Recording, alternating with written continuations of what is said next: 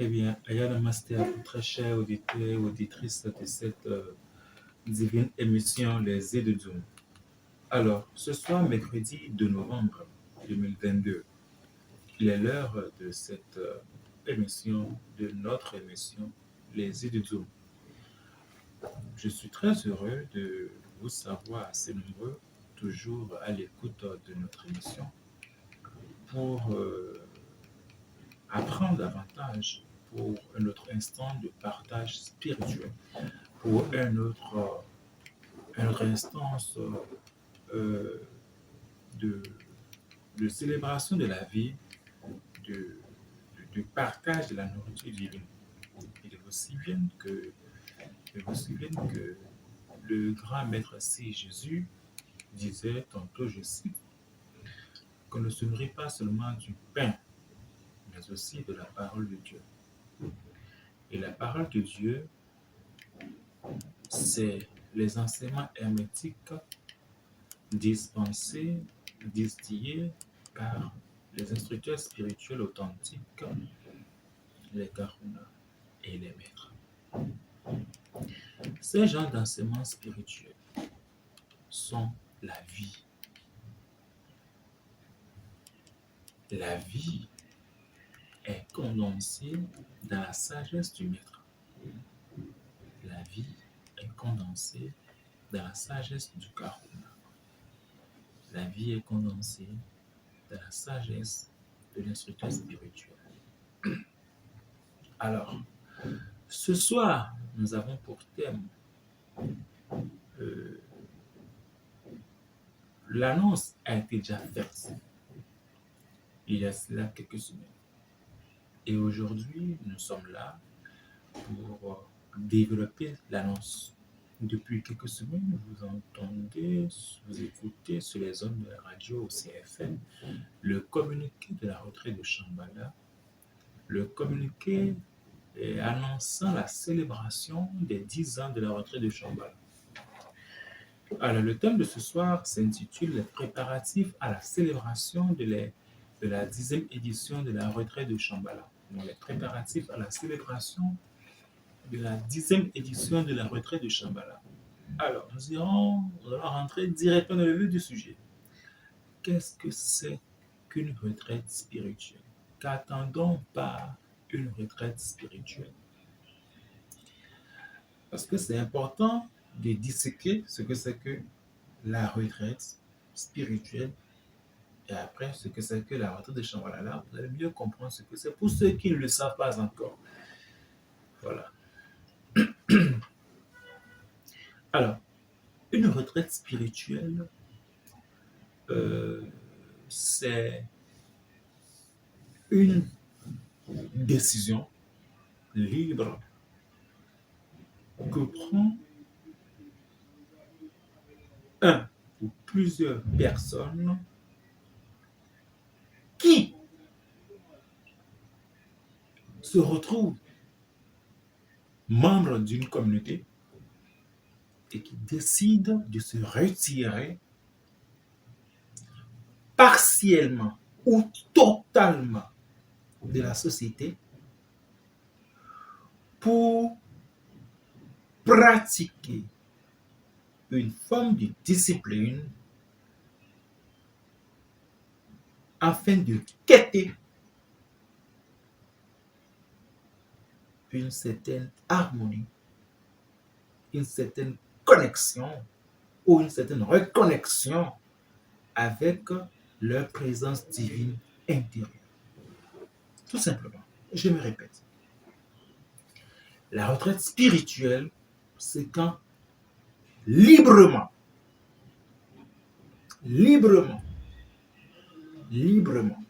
c'est très important la liberté, librement, une, plusieurs personnes, souvent, ça peut ne pas être le cas, mais souvent, membres d'une communauté spirituelle décident de se retrouver dans un lieu précis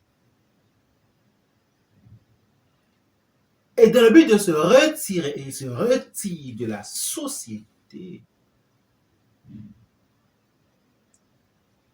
en vue de quêter ou à la recherche d'une quête intérieure qu'est la connexion ou la reconnexion ou l'harmonisation de leur intérieur ou bien l'harmonisation de l'esprit, l'âme, du corps, de la Trinité divine avec leur présence intérieure.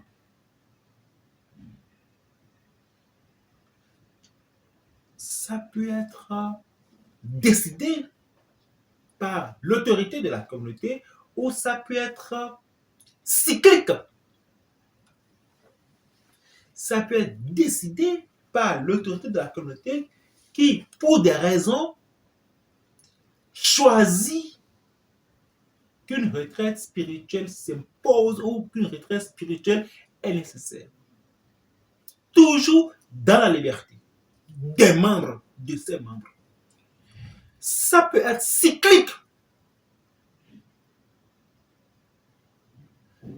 Et la retraite spirituelle constitue l'énergie fondamentale qui nourrit l'égrégore de la communauté ou de l'humanité pour ce qui concerne la retraite de Shambhala. Je vais y arriver. Vous allez bien comprendre. Alors, quand, à des faits précis, la Noël, Mahoulouz, la Tabaski, des membres de communauté se retirent et font des jeûnes, ou la Pâque, donc la Pâque, Mahoulouz de Tabaski, Noël, ce que vous voulez, des membres de cette communauté se retirent et prient à des heures données pour accueillir ces jours très importants, ces fêtes très importantes, et c'est de façon cyclique chaque année, suivant le voyage lunaire ou suivant la lecture du soleil. C'est une retraite spirituelle. Quand les musulmans se retirent pour prier et font des jeûnes pendant un certain nombre de jours, et ensuite font la Tabaski, c'est une retraite spirituelle. Et vous savez très bien que c'est là même des jours qui sont tellement si importants qu'il faut jamais. Il y a même la nuit. Il y a une nuit qui est très importante. Pareil pour les chrétiens qui se retirent aussi en retraite et font des jeûnes et ensuite maintenant célèbrent la Pâque. Quand on parle de retraite spirituelle, il y a toujours jeûne. Encore que, il y a différents types de jeûne. Quand on parle de jeûne, ce n'est pas nécessairement la privation de manger, de nourriture. Au-delà de la privation de nourriture,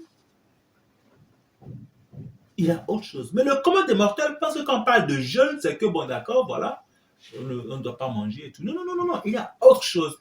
Peut-être que si le temps qui nous est imparti me le permet, je vais faire l'effort d'approfondir ce côté du jeûne. Sinon, quoi, le mercredi prochain, je le ferai. Alors, la retraite spirituelle, c'est ça. Et comprenez bien ceci, très chers frères auditeurs et très chères sœurs auditrices, que la retraite spirituelle cyclique est fondamentale pour nourrir l'égrégore de la communauté, de chaque communauté. Même dans la culture africaine au sud de l'Equateur et dans d'autres cultures, il y a toujours cela. Chaque année, chaque 2 ans, ou chaque 3 ans, ou chaque 7 ans, ou chaque 9 ans, ou chaque 21 ans, etc., et des fois même 49 ans, il y a des rituels qui se font par la communauté pour renouveler leur engagement envers l'égrégore et renforcer, dynamiser dynamiser l'égrégore.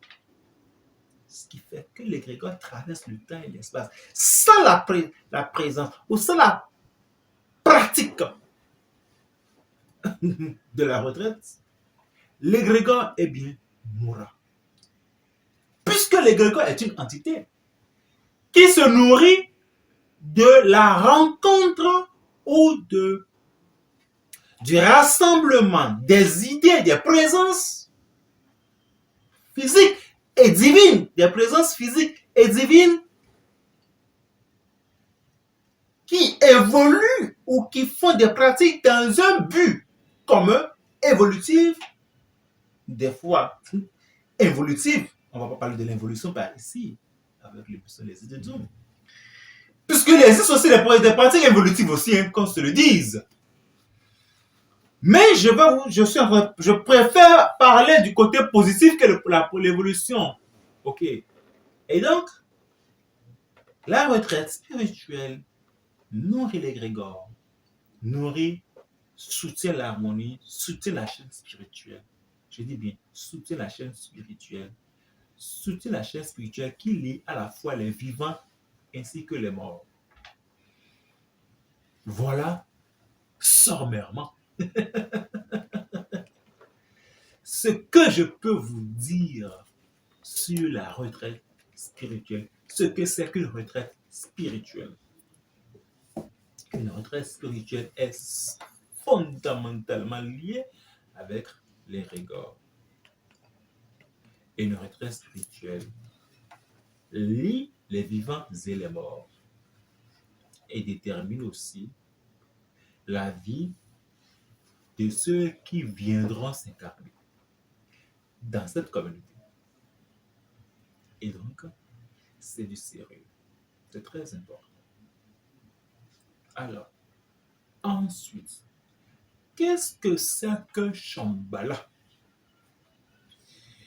Puisque le thème c'est préparatif de la célébration, oui, préparatif à la célébration de la 10e édition de la retraite de Shambhala. On vient de définir ce que c'est qu'une retraite spirituelle. Puisque ce n'est pas une retraite professionnelle, ni académique, ni civile, ni familiale, ni distractive. Non. Retraite spirituelle, j'ai défini. Maintenant, le mot Shambhala, pour certains qui me suivent en ce moment, pour certains d'entre vous qui m'écoutez en ce moment, c'est peut-être pour la première fois que vous entendez le mot Shambhala, ou d'autres, vous en avez peut-être lu dans un bouquin ou quelque part, mais vous avez une vague compréhension sur ce que c'est que Shambhala. Il y en a peut-être qui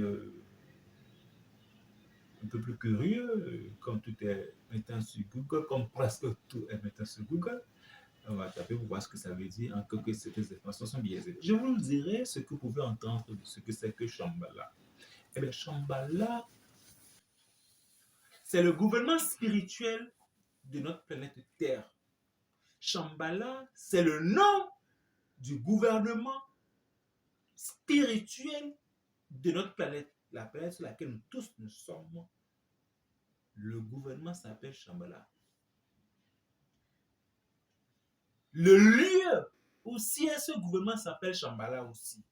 À la fois l'instance ainsi que le lieu s'appelle Shambhala. L'instance de ceux qui président au gouvernement, des membres de ce gouvernement, c'est Shambhala. Mais le lieu qui abrite cette instance composée des êtres spirituels est aussi Shambhala. Les deux sont interchangeables, sont liés. Nous allons faire un peu d'histoire rapidement. Shambhala, c'est une ville spirituelle. Comme je l'ai dit, c'est le lieu et l'instance qui abrite les maîtres spirituels, le gouvernement spirituel qui est chargé de diriger, de gouverner la planète Terre. L'instance spirituelle qui dirige, qui gouverne la planète Terre n'est pas la même instance spirituelle qui dirige la planète Lune. L'instance spirituelle qui dirige la planète Terre n'est pas la même instance spirituelle qui dirige la planète Mercure. L'instance spirituelle de la planète Terre qui dirige la planète Terre n'est pas la même instance spirituelle qui dirige la planète Vénus. L'instance spirituelle qui dirige notre planète n'est pas la même qui dirige la planète Mars.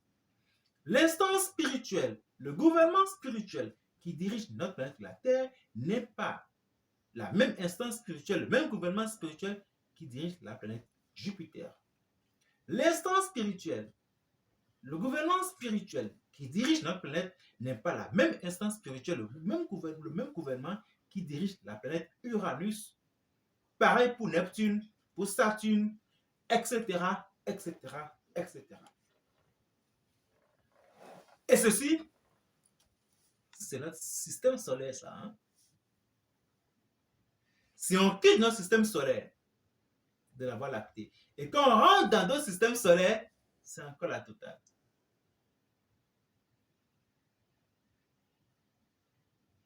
Et il y a plusieurs systèmes solaires qui composent la galaxie. Et il y a plusieurs galaxies. Je ne suis pas là pour vous embrouiller. Restons au niveau de ce qui concerne la planète Terre. Notre planète, là où nous sommes. La planète bleue. Alors, le gouvernement qui dirige toute la spiritualité de la Terre est particulier. C'est différent du gouvernement qui dirige les autres planètes que je viens de citer, par exemple, des planètes que j'ai citées, et qui constituent notre système solaire à nous. Dieu est l'expression de la décentralisation.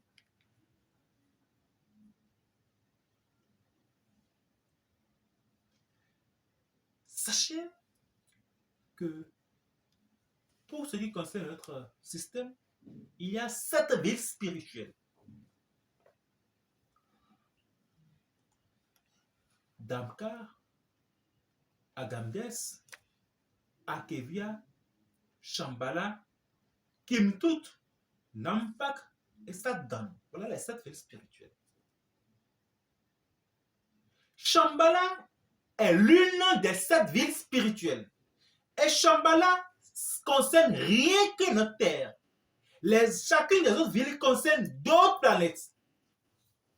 Chacune des autres villes, des 6 autres villes, concerne les autres planètes, d'autres planètes. Shambhala nous concerne nous autres. Encore que. Il y a certaines ramifications avec, bon, je ne veux pas rentrer dans les arcanes de la cosmogonie. Alors, Shambhala est une vie spirituelle qui a vu le jour il y a plus de 18 milliards 500 millions d'années terriens. 18 milliards 500 millions d'années terriens. Je ne veux pas rentrer dans l'historique même de la fondation ou de la construction, de ceux qui ont participé à la construction de Shambhala, parce qu'on n'a pas toute une journée d'émission. Et les 1 heure, presque 1 heure que nous faisons ici est payant. Donc il faut aller très très vite, il faut aller à l'essentiel. Sachez tout simplement que chaque chose est à sa place. N'oubliez jamais ça. Chaque chose se trouve à sa place. Vous-même qui me suivez en ce moment, vous êtes exactement à la place que vous devrez être. Oui, je vous assure. Vous êtes exactement à la place où vous devrez être. Il faut comprendre la chose. Chaque chose est à sa place. Ne soyez pas obnubilés avec la politique des humains, avec la géopolitique humaine, avec tous les ouya-ouya, je peux m'exprimer ainsi, des politiques de chaque pays, etc. Non, tout ça là, vous savez, j'aime bien expliquer que c'est des marionnettes.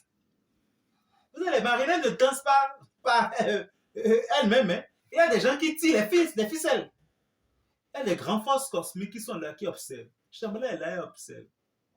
Et vous voyez, quand Shambhala, quand les grandes forces cosmiques, des fois, sifflent la fin, de grands tremblements, de grands bouleversements s'opèrent.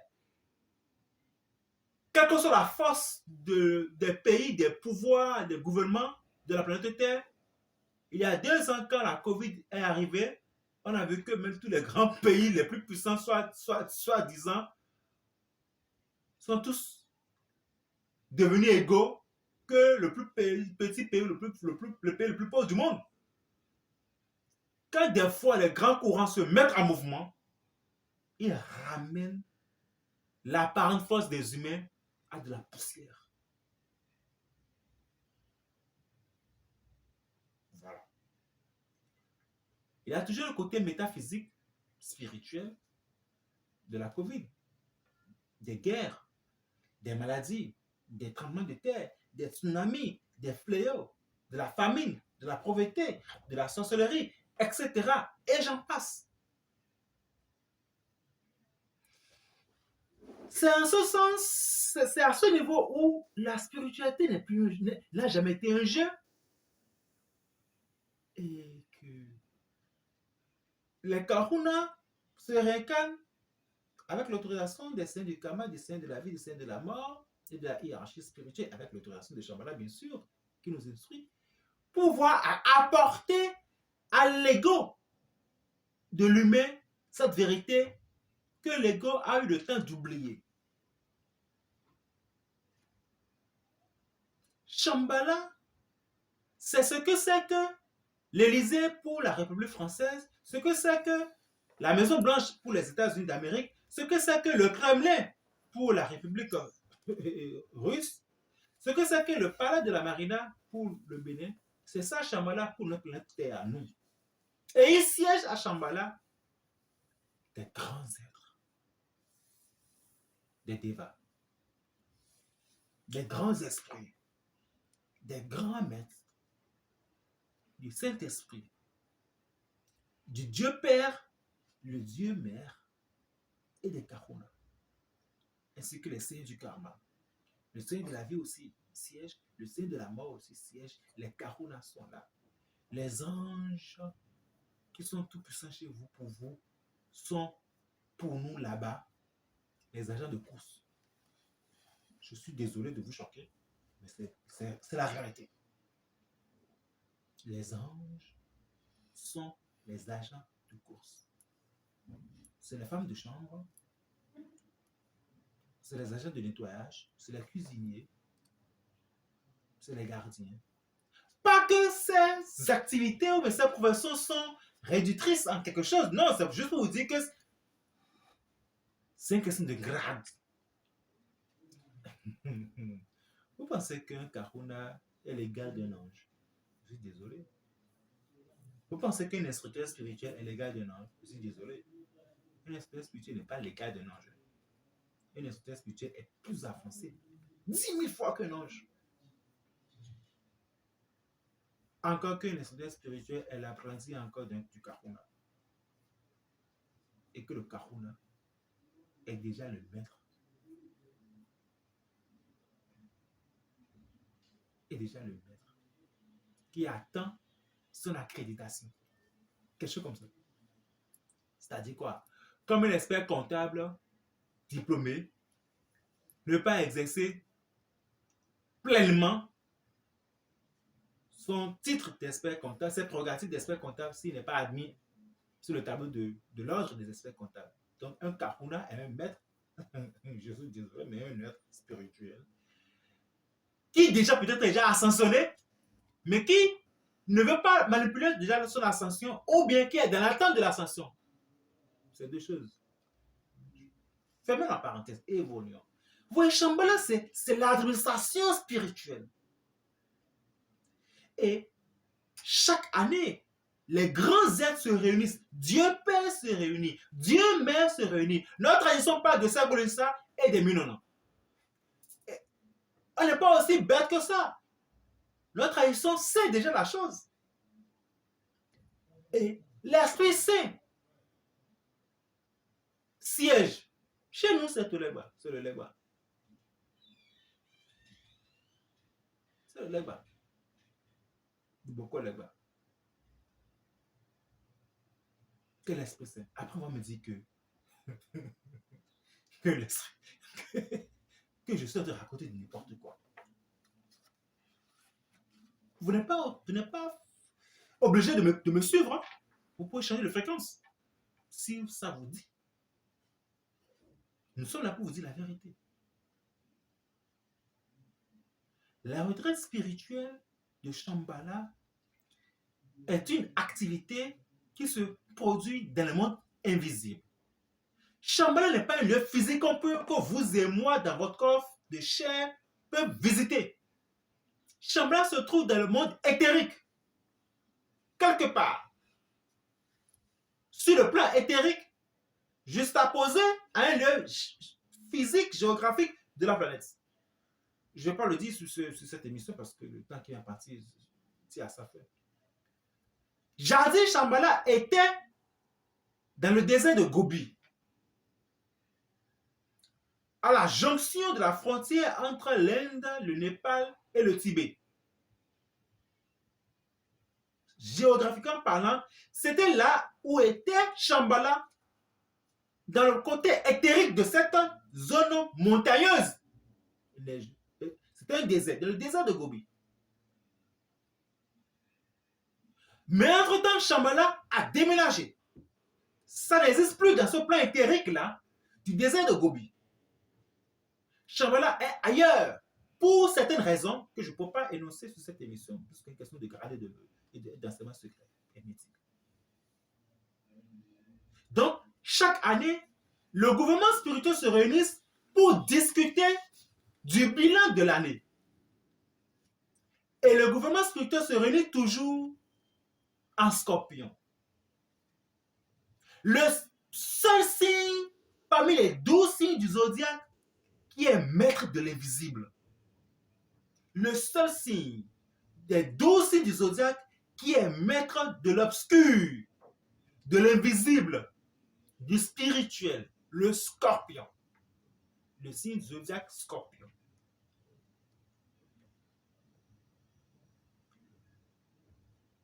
C'est la raison pour laquelle, pour être chef de couvent de la loge noire, il faut être de signe Scorpion. Dans tout le couvent de la loge noire, je parle de ceux que vous appelez bêtement les sorciers. C'est la fraternité qui existe. Et vous le connaissez mieux que moi. Tout le Béninois connaît mieux les sorciers que même les Slamontunes. Parce qu'on vous tire souvent les oreilles. Les sorciers vous tirent souvent les oreilles. Et puis vous savez très bien que, attention, c'est les scorpions qui dirigent les clans, les cellules de la sorcellerie. Toute cellule de la sorcellerie est dirigée obligatoirement par un scorpion. Donc, Azeva dit, scorpion, on doit recevoir le don, on partir le don. J'en sais quelque chose, puisque le signe qui dirige le côté visible parmi les 12 signes du zodiaque, c'est les lions. Voilà. C'est la raison pour laquelle on vous dira, un lion ne doit jamais épouser un scorpion. Un scorpion ne doit jamais épouser un lion, parce qu'ils s'entretuent. Mais quand ils arrivent à opérer la divine dichotomie, la divine alchimie, eh bien, c'est le Dieu au double visage qui se recompose. Je ne vais pas rentrer dans ces détails. Je continue. Chaque année, en Scorpion, le gouvernement de la hiérarchie spirituelle se réunit pour discuter du sujet des humains, de l'évolution de l'humanité. Et quand je parle de l'humanité, je ne parle pas seulement des humains, je ne parle pas seulement des hommes. Quand on dit l'humanité, je parle des 5 règnes, à savoir le règne minéral, le règne végétal, le règne animal, le règne des hommes et le règne des dieux. Quand Shambhala se réunit, il discute de l'évolution. Tout ce qui s'est passé ces 12 derniers mois et qu'est-ce qui doit se passer les 12 prochains mois, les grands axes. Donc, du règne minéral, du règne végétal, les grands axes évolutifs du règne végétal, du règne minéral, du règne animal, du règne des humains et du règne des dieux. conscience que les anges aussi évoluent. Les grands esprits aussi évoluent. Les divinités, nos divinités aussi évoluent en conscience. L'Esprit Saint évolue. Les maîtres spirituels évoluent. Les instructeurs aussi évoluent. Si ce n'est pas le cas, je ne vais pas passer du niveau d'instructeur spirituel à Kahuna. Les maîtres aussi évoluent pour pouvoir jouir aussi de l'ascension. Les maîtres aussi évoluent pour passer du maître au niveau de maître pouvoir, etc., etc. Donc, tout est en évolution. La seule chose qui ne change pas, c'est que tout change. Tout est en évolution. Je me répète. La seule chose qui ne change pas, c'est que tout change. Tout est en évolution. Et quand on vous invite à pratiquer la retraite de Shambhala, c'est pour jouir de quoi? Du pouvoir, de la guérison, de l'amour, de la richesse, de la sagesse et de tout ce que vous avez réellement besoin. On ne vient pas à une retraite parce que on veut juste de l'argent. On vient à une retraite spirituelle parce qu'on veut se remplir de tout le bonheur possible. On veut s'harmoniser. On veut se guérir. On veut jouir de la prospérité. On veut disposer le pouvoir. On veut plus de sagesse. On veut la richesse. On veut la plénitude. Quand vous allez vers une retraite spirituelle, quand vous participez à une retraite spirituelle, c'est que vous vous mettez au même diapason que ces grands esprits qui travaillent dans le monde intérieur pour l'humanité. Ils ont toujours travaillé depuis la nuit des temps. Ils ont toujours été là avant même le commencement. Vous pensez que Dieu, il a créé la planète Terre, les humains, puis il a oublié? Non, il n'a pas oublié. Il a mis en mouvement un système. Vous-même là, vous qui m'écoutez là, est-ce que vous laissez votre entreprise à des inconnus? Est-ce que vous pouvez laisser votre maison à des inconnus? Ils vont rencontrer quelqu'un dans ton bar, vous dites, toi, viens sur moi. Tu lui ouvres ta porte, ta chambre, tu dis, reste là. Je ne te connais pas, mais je vais faire un tour dans 2 semaines, je reviens chez moi. Non, jamais. Vous n'avez jamais laissé quelqu'un que vous ne connaissez pas rentrer dans votre maison. Vous n'avez jamais laissé votre affaire, votre moto, votre voiture, votre entreprise, votre femme, votre mari à des gens que vous ne connaissez pas. De la même manière, Dieu qui a cette planète, et nous les humains, il ne nous a pas laissé et puis il dort quelque part. Je suis désolé. Laissant Satan faire son malin, comme vos écritures le disent. Il y a une communauté, c'est ce qu'on appelle la hiérarchie spirituelle. Chaque chose est à sa place. Retenez bien cela. Chaque chose est à sa place.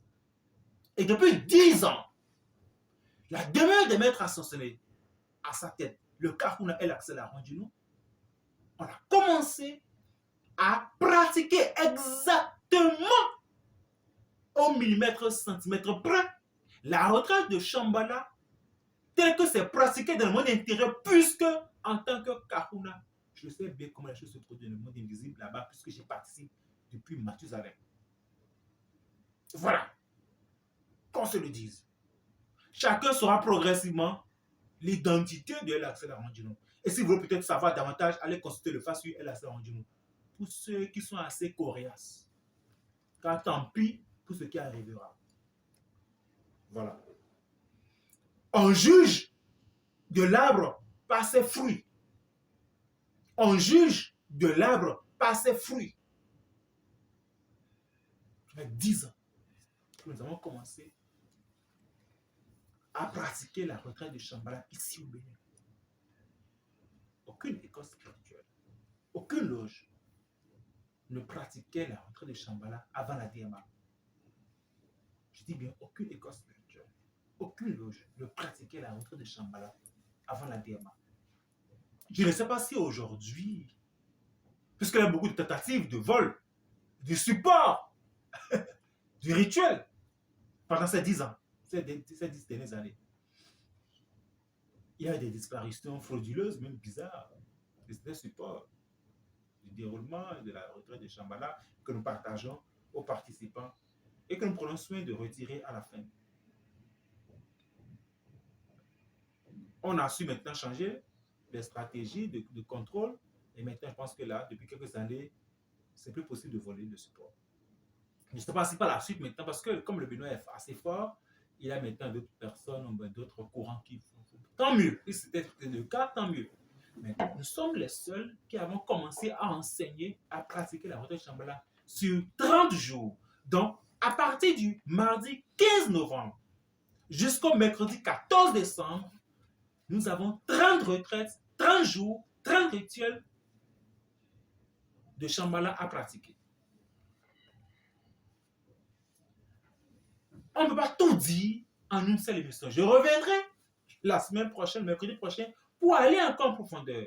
Sachez juste que participer au retrait de Shambhala, c'est faire ce que font les grands maîtres, ceux que vous appelez des dieux, ceux qui sont des dieux pour nous, le Dieu Père, le Dieu Mère, le Saint-Esprit, les chérubins, les séraphins, les archanges, les archaïs, les puissances, les principautés, les trônes, les vertus, des Elohim, les chérubins, les archanges, les archaïs, les légions d'anges, les maîtres, les kahunas, les instructeurs, etc., etc., tous ceux-là se retirent pendant un mois pour méditer, pour produire de la lumière à la disposition de notre planète Terre.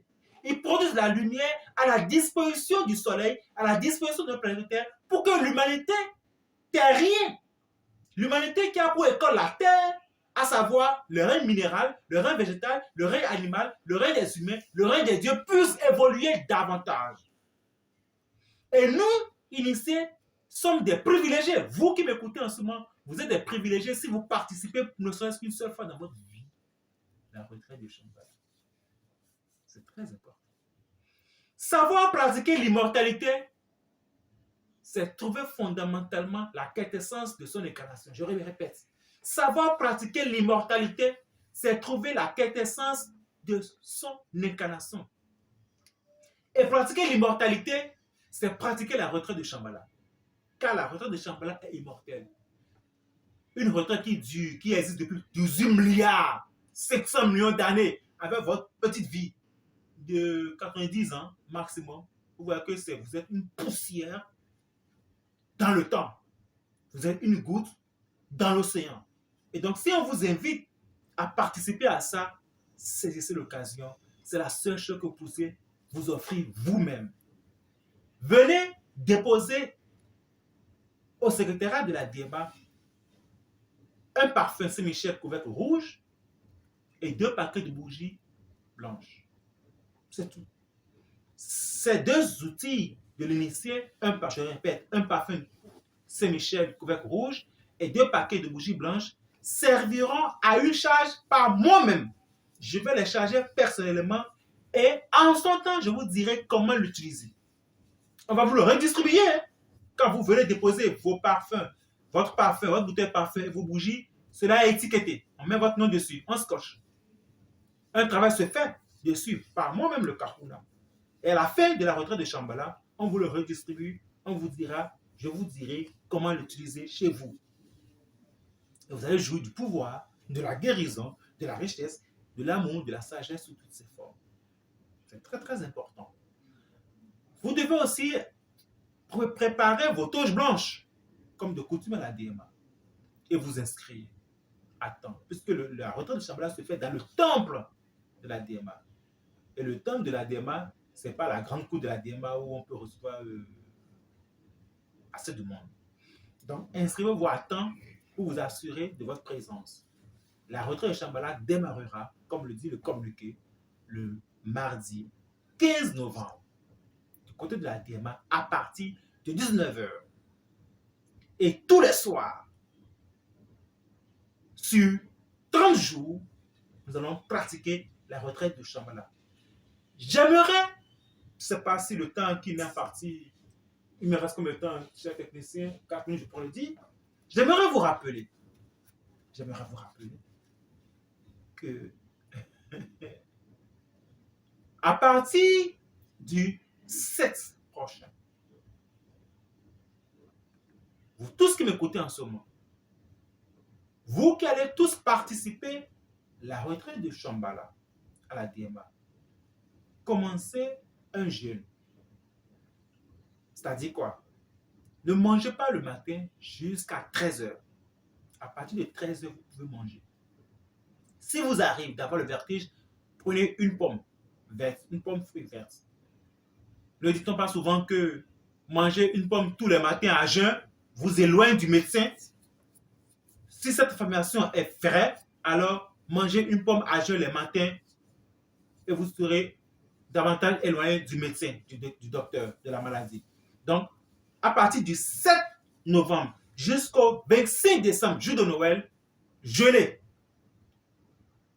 En sachant un seul mot suffit, je me répète, à partir du 7 novembre jusqu'au 25 décembre, jeûnez. Une troisième fois encore, à partir du 7 novembre prochain, le 7 prochain, aujourd'hui nous sommes le 2, à partir du 7 novembre prochain, je crois que le 7 ça doit être le lundi prochain, jusqu'au 25 décembre, jour de Noël, jeûnez. Ne mangez pas avant 13 heures. Prenez juste une pomme. Mais si vous êtes sous médicament, sous traitement médical, et vous prenez des médicaments, mangez. Si vous êtes enceinte, mangez. Vous n'êtes pas concerné. Donc, si vous prenez des médicaments, vous n'êtes pas concerné par ce jeûne. Si vous êtes femme enceinte, vous n'êtes pas concerné par ce jeûne. Si vous pratiquez des activités qui vous nécessitent beaucoup d'usage, beaucoup de force physique, vous n'êtes pas concerné par ce jeûne. Mais si vous n'êtes pas de ces catégories-là, eh bien, jeûnez. Pourquoi il faut jeûner du 7 novembre au 25 décembre? Le mercredi prochain, je vous le dirai scientifiquement. Prenez-moi pour mot. Prenez-moi pour mot. Je pense que c'est un gros cadeau que vous avez si vous vous permettez de pratiquer ce jeûne du 7 novembre au 25 décembre. Vous ferez un bien terrible et terrifiant. Associé à la pratique de la retraite de Shambhala qui va commencer le 15 avec nous à la DMA, vous allez faire d'une pierre plusieurs coups et vous allez beaucoup avancer. Vous savez, les secrets jadis gardés dans les arcanes vous sont à portée de main. C'est à vous d'en profiter ou pas. Notre site web, c'est www.logendma.org. Abonnez-vous massivement, likez, partagez, tout y est. www.logendma.org. Abonnez-vous massivement au site web de la DMA. Likez, partagez le site web de la DMA. Le lien, www.logendma.org. Un seul numéro pour nous joindre. Le téléphone et le WhatsApp de la DMA, c'est sur le même numéro 96 34 66 66. Le numéro magique de la DMA d'ailleurs. 96 34 66 66 pour tous ceux qui désirent rentrer en contact avec nous du côté de la demeure des maîtres assonciés. C'est Axel Arondino, instructeur spirituel et Kahuna de la demeure des maîtres associés. À mercredi prochain pour la poursuite de ce thème sur la retraite de Shambhala. Dieu bénisse la demeure des maîtres ascensionnés. Dieu bénisse le Bénin. Je vous remercie.